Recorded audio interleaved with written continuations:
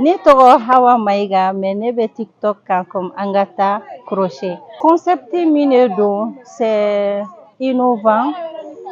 Concept kura tɛ déjà concept bɛ yen mɔgɔ caman y'a baara daminɛ mais nin concept baselen don surtout anw crocheteuses ka fara ɲɔgɔn kan. N'i y'a jateminɛ mɔgɔ camanba de bɛ crochet kɛ. Dɔw bɛ naperon de kɛ kosɛbɛ bon dɔw balo b'a la maintenant crochet dun a monde bɛ ka bonya jamana wɛrɛw bɛ ka fɛn kuraw labɔ donc a concept fanba ye min ye an yɛrɛ ka se ka fara ɲɔgɔn kan an ka se ka lakodɔn an ka se ka création kuraw kɛ ka di an yɛrɛ ka jamana mɔgɔw ma an ye fɛɛrɛ minnu sigi sen kan pour que an ka se ka ɲɔgɔn ye art ko la art de don crochet art c'est artistique j'espère que i yɛrɛ y'a fɛn dɔw dilannenw ye donc an ye fɛn caman dilan an bɛ ka fɛn caman wɛrɛw sigi sen kan ni ala sɔnn'a ma an ka laɲini belebeleba ye fɛn caman ye dɛ fɔlɔ an bɛ se ka lakodɔn cogo min filanan an ka matériel ko bɛ se ka nɔgɔya cogoya min na sabanan an bɛ se ka clients sɔrɔ minnu bɛna sanniba k'an kunna cogoya min na o y'a laɲinibaw fana ye an ka fɛnw sɔngɔ ka gɛlɛn ka d'a kan an bɛ baara min d'a kan an kelen kelenna bɛɛ bɛ se ka projet kelen n'i y'a ta sisan i bɛ se ka tile 3 tile 4 k'a kan bon ainsi de suite projets tɛ kelen ye a bɛ mɔgɔ sɛgɛn bon n'i ko i b'a feere fana fɛn min t'i balo kɔni la plupart des crocheteuses yɛrɛ an caman b'a kɛ par amour de sinon a tɛ an ka balo wari kɔni t'a la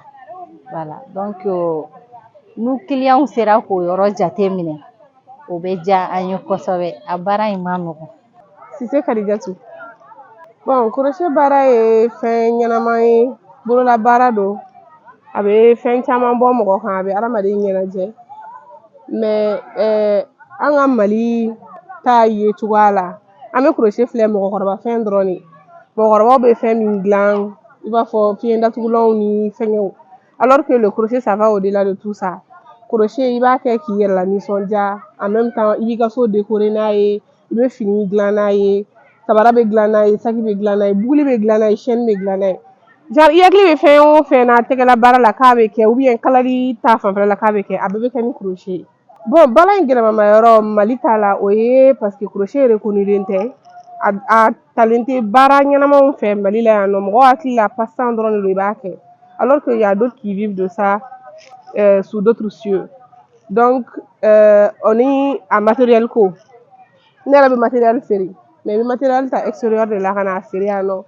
bon souvent mɔgɔ dɔw fana bɛ yen nɔ olu bɛ ka don crochet ko la le temps que i bɛ matériel ɲɛ f'u ye pour que u ka se ka adapter c'est tout un problème association objectif dɔ y'o ye pour que an yɛrɛ ka se ka laine dilan an fɛ yen nɔ don n'a nata la an mago bɛ laine minnu na au lieu ka to ka importer bon après nin rencontre an bɛ fɛ ka association in bila an sen kan parce que an b'a kuma de la mais an ma a ko fɛngɛ daminɛ fɔlɔ donc an bɛ fɛ ka association bila en marche